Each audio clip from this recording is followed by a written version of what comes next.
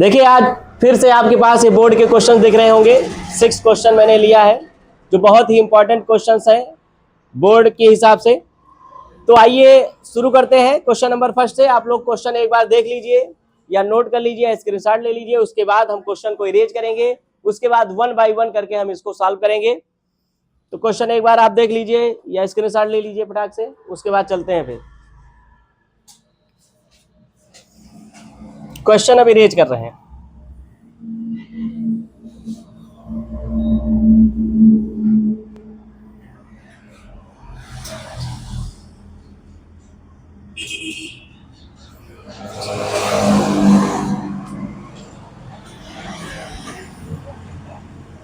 आइए पहले question number second ही solve कर देते हैं। अभी ये लिखा है, इतने में हो जाएगा ये। देखिए क्वेश्चन नंबर सेकंड है, find the sum of roots of equation. अब आप लोग जानते हैं सम ऑफ रूट्स का फार्मूला होता है क्वाड्रेटिक इक्वेशन में। सम ऑफ रूट्स होता है -b/a, पता होगा आप लोगों को। a क्या है, जो एक्स स्क्वायर के साथ ये नंबर है, ये a है। b क्या है, जो x के साथ है, जो कि यहाँ -3 है। c क्या है, यहाँ पर 2 है। a b c की वैल्यू तो आपको पता ही है। a है 5, b है आपका -3 और c है आपका 2। सम ऑफ रूट्स का फार्मूला आपको पता होगा, सम ऑफ रूट्स -b/a। सबकी वैल्यू आपको पता है। b की वैल्यू है -3, तो माइनस, और b ऑलरेडी माइनस है, -3/a। a की वैल्यू है 5, तो आप जानते हैं माइनस माइनस क्या हो जाएगा, +3/5।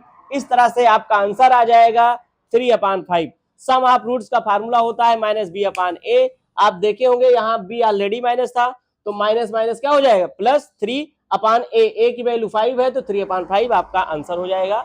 अब क्वेश्चन नंबर फर्स्ट आपको बताते हैं, इसको हम इरेज करते हैं। इरेज करें।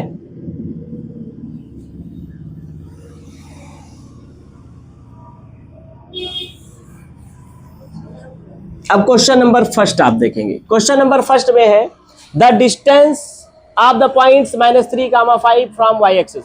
मैंने ये आपको बताया है कि जब y एक्सिस से डिस्टेंस पूछेगा तो अब सीधा आपका आंसर होगा, और जब x एक्सिस से डिस्टेंस पूछेगा तो ऑर्डिनेट आपका आंसर होगा। यहाँ y एक्सिस से डिस्टेंस पूछा जा रहा है, तो अब सीधा ये जो दिया गया -3, लेकिन ध्यान ये रखना है आपको, डिस्टेंस जब भी पूछा जाएगा तो नेगेटिव में आपको आंसर नहीं देना, क्योंकि डिस्टेंस नेवर नेगेटिव, डिस्टेंस कभी भी नेगेटिव नहीं होती है।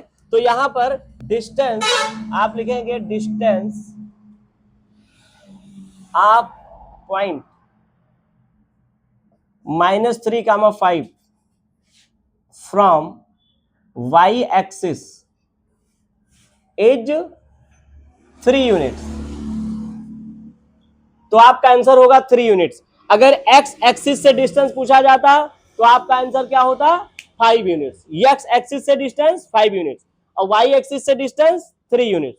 केवल 3 यूनिट आंसर होगा, -3 आप लोग ना लिखना, क्योंकि डिस्टेंस आपको लिखना है, इस चीज का ध्यान रखना। ये अब्सिसा है, ये ऑर्डिनेट है। अब्सिसा है यहाँ -3 और ऑर्डिनेट क्या है आपका 5। तो जब x एक्सिस से डिस्टेंस पूछेगा तो ये y वाला आंसर होगा, और जब y एक्सिस से पूछेगा तो अब्सिसा मतलब x वाला आंसर होगा। बस ये ध्यान रखना कि माइनस लगा होगा तो माइनस में आपको आंसर नहीं देना। चलिए अब क्वेश्चन नंबर थर्ड की तरफ हम चलते हैं।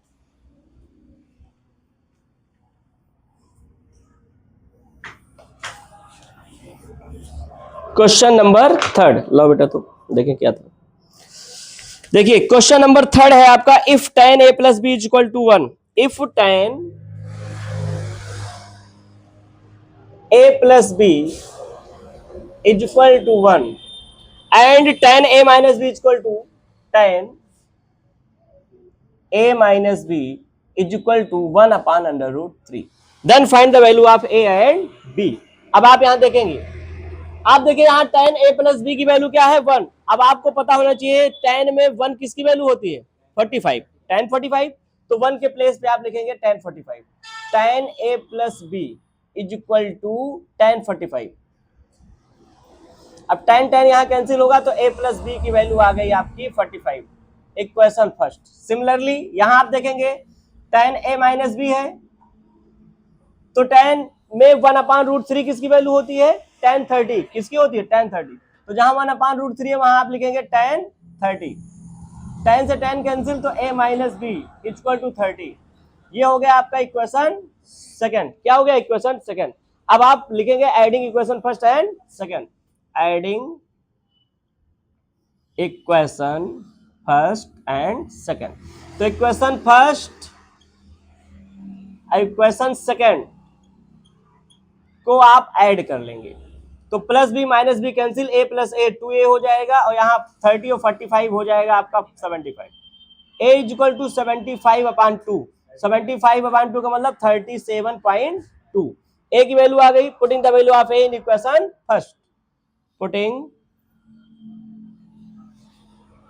The value of a in equation first. तो a की वैल्यू है 37.2, इसको इक्वेशन फर्स्ट में आप पुट कर दीजिए। इक्वेशन फर्स्ट ये है a का मतलब 37.2 प्लस b इक्वल टू 45, यही है इक्वेशन। ये a के प्लेस पे a की वैल्यू मैंने पुट कर दिया। अब ये प्लस है, उधर ट्रांसफर होगा तो माइनस, तो इधर 45 से माइनस हो जाएगा 37.2। अब 45 में 37.2 माइनस होगा, कितना आएगा? 7.8। क्यों? यहाँ 5 होगा, हाँ यहाँ 5 होगा। देखिए 2 नहीं, 2 5 जा 10, यहाँ 5 आएगा, इसका ध्यान रखना। तो आपका आएगा 7.5। क्या हो जाएगा? 7.5। ये यहाँ से, इसके बाद आपको यहाँ से करना है। समझ में आया होगा आप लोगों को? नोट कर लीजिए। उसके बाद क्वेश्चन नंबर 3 ये आ गया है, ये वाला। ठीक, नोट नहीं करना है ना, इरेज कर रहा हूँ।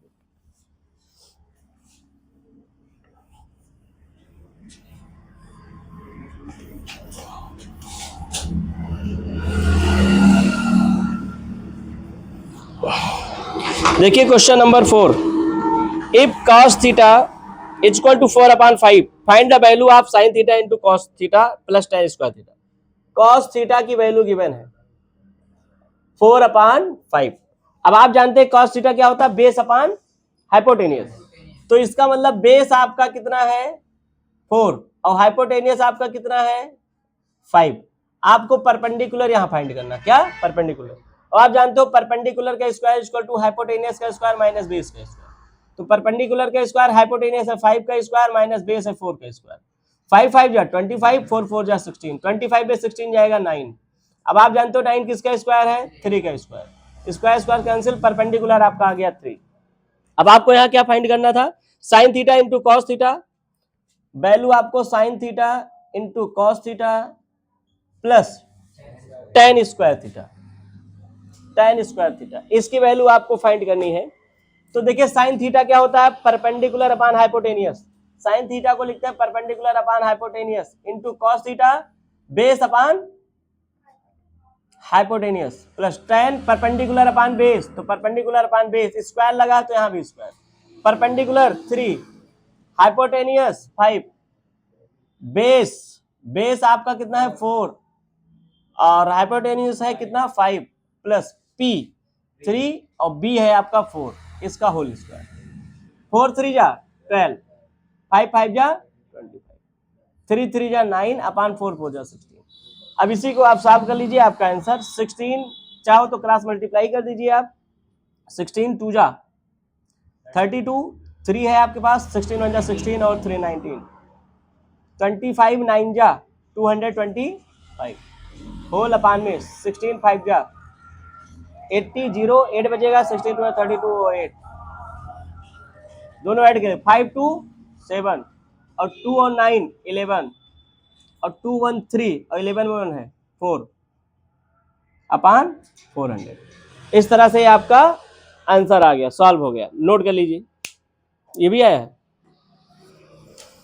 चलिए इसको नोट कर लीजिए फटाक से। उसके बाद क्वेश्चन नंबर 4 की तरफ चलते हैं। क्वेश्चन नंबर 3 था ना, 3 है, 4 है, ये 5 की तरफ चलते हैं। क्वेश्चन नंबर 4 था, अब क्वेश्चन नंबर 5 की तरफ चलेंगे। क्या कर रहे हो? आ नहीं रहा क्या? बता रहा हूँ, रहने दो ये सब। चलिए देखिए नेक्स्ट।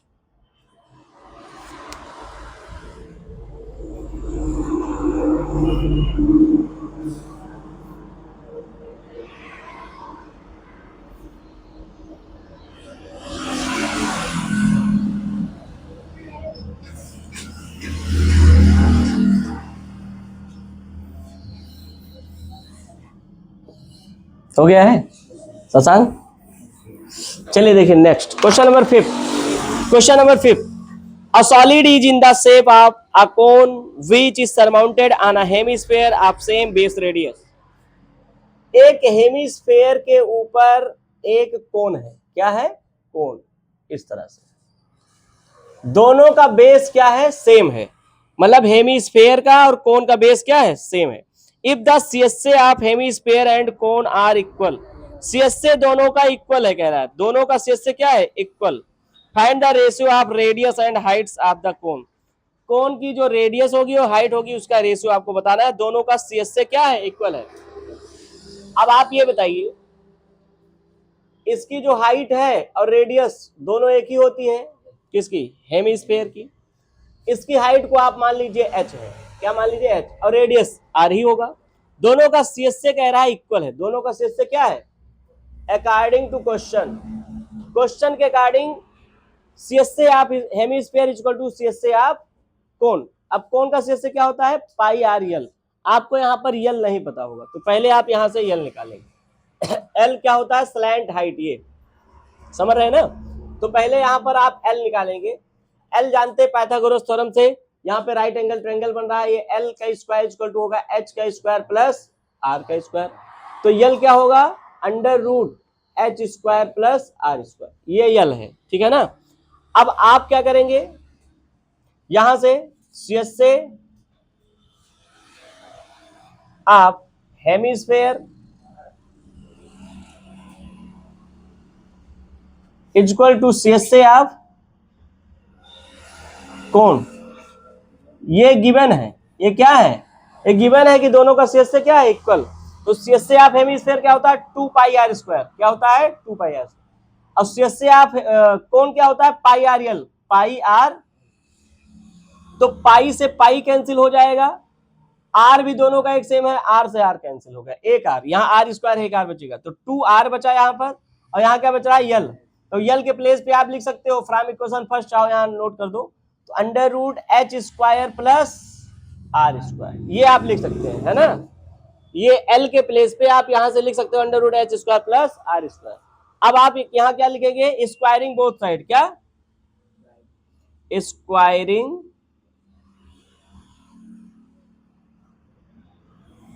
Both side.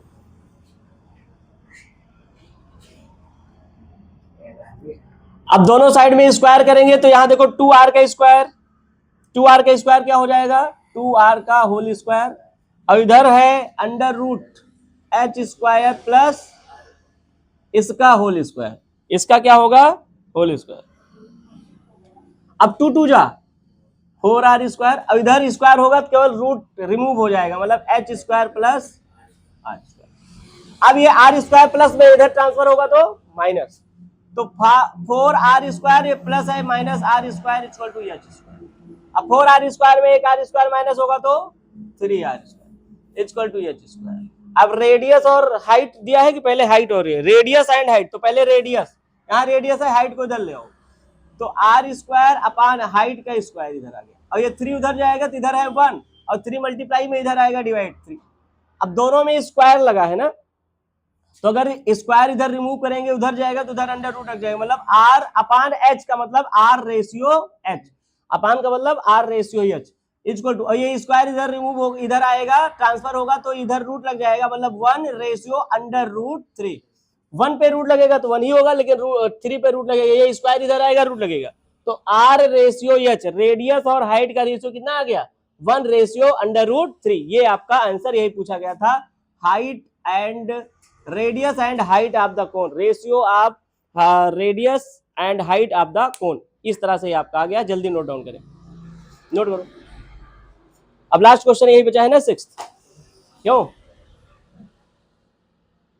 नोट हो गया तुम्हारा,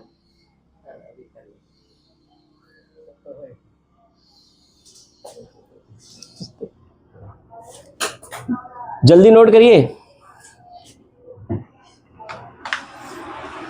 इरेज करें।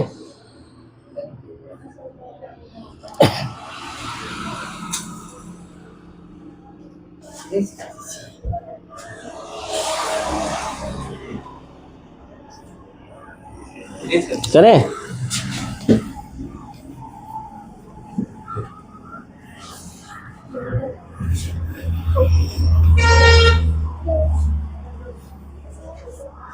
चलिए लास्ट क्वेश्चन है आज का, देखिए from the top of a building the angle of elevation of the top of a tower.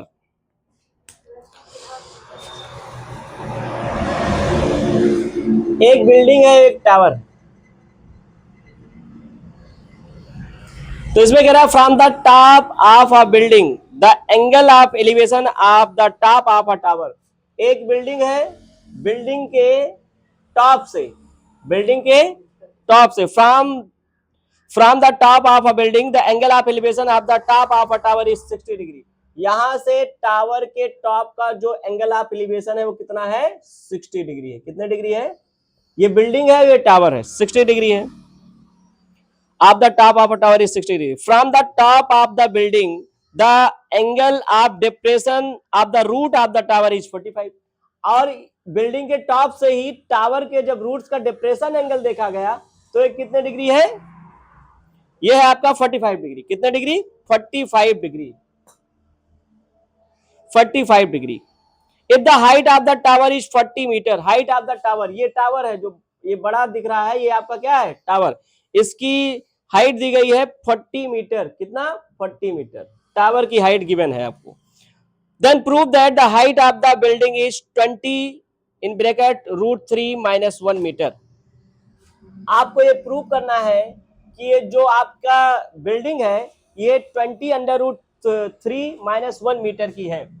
ये मान लो h है, तो आपको प्रूव करना है, प्रूव दैट, नमस्ते भैया, prove that h is equal to 20 √3 - 1 metre. ये आपको प्रूव करना है, ये आपको क्या करना है, प्रूव करना है। अब आप देखिए बिल्डिंग की हाइट को आप h मान चुके हैं, ये है आपका बिल्डिंग, ये h है, A B C, इसको D, इसको E, हम DE को मान लेते हैं x, तो यहां जो BC है वो भी x हो जाएगा क्योंकि ये दोनों सेम पैरेलल और इक्वल लाइंस हैं। अब यहां हम देखेंगे in triangle ABC, triangle ABC में tan 60 degree, tan 60 degree equal to tan theta क्या होता है, परपेंडिकुलर अपॉन बेस, तो परपेंडिकुलर आपका AB है। अब यहां देखिए पूरा 40 है, 40 में अगर h माइनस करेंगे तो AB आएगा, मतलब हम लिख सकते हैं 40 - h, समझ रहे हैं ना इसको, अपॉन बेस, बेस को आपने x मान लिया, let BC equal to DE equal to x। अब ये आपका हो गया, इसको आप सॉल्व कर लेंगे, tan 60 की वैल्यू √3 होती है, तो x √3 equal to 40 - h upon x, x को इधर लाएंगे, √3 को इधर, मतलब x is equal to 40 - h upon √3। ये इक्वेशन फर्स्ट आप मान लेंगे। Now in equation, now in triangle ADE DEC, अब ट्रायंगल DEC देखिए, DEC, इसमें आप देख रहे होंगे अगर ये 45 है तो ये कितना होगा, ये भी 45 होगा। अब यहां लगाएंगे tan 45, तो tan theta equal to perpendicular मतलब h अपॉन बेस, बेस क्या है x। अब यहां tan 45 की वैल्यू क्या होगी, 1, तो x बन जा x इक्वल टू h। ये इक्वेशन क्या हो गया, सेकंड, मतलब x और h दोनों क्या है, इक्वल। अब हम यहां पर x के प्लेस पे क्या पुट कर सकते हैं, h। अब putting the value of x in equation first, putting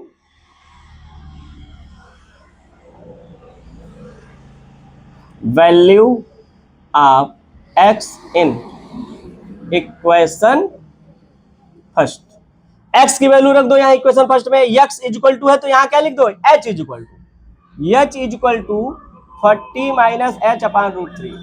अब ये √3 इधर आएगा h के पास, तो क्या हो जाएगा, h √3 इक्वल टू 40 - h। अब ये -h इधर आएगा तो प्लस, तो यहां आप देख रहे हैं h √3 है, ये -h इधर ट्रांसफर होगा तो +h हो जाएगा, और इधर बचेगा 40। अब इन दोनों में h क्या हो जाएगा, कॉमन, दोनों में h क्या हो गया, कॉमन, तो यहां बचा √3 + 1 इक्वल टू 40। अब यहां से आप देखेंगे h इक्वल टू इधर है 40 अपॉन √3 + 1। अब केवल आप रैशनलाइज कर दीजिए, आपका प्रूव हो चुका है। क्या करना है आपको, रैशनलाइज करना है, क्या करना है, रैशनलाइज करना है। देखिए तो रसलाइन में अंडर रूट 3 प्लस 1 है, यहां क्या करना है, अंडर रूट 3 माइनस 1, क्या करना है, अंडर रूट 3 माइनस 1। तो 40 इंटू अंडर रूट 3 माइनस 1 अपान में, यहां देखिए अंडर रूट 3 माइनस 1 यहां भी करोगे, ऊपर भी नीचे भी, तो अंडर रूट 3 माइनस 1 नीचे करोगे तो A plus B A minus B, तो A square minus B square. Under root 3 का स्क्वायर होगा तो 3 और 1 का स्क्वायर होगा तो 1, तो 3 में 1 माइनस होगा तो 2, 2 से 40 को कैंसिल करें कितना आएगा 20, कितना आएगा। इस तरह से आपका यहाँ प्रूव हो चुका है h equal to 20 under root 3 minus 1 metre, hence proved, hence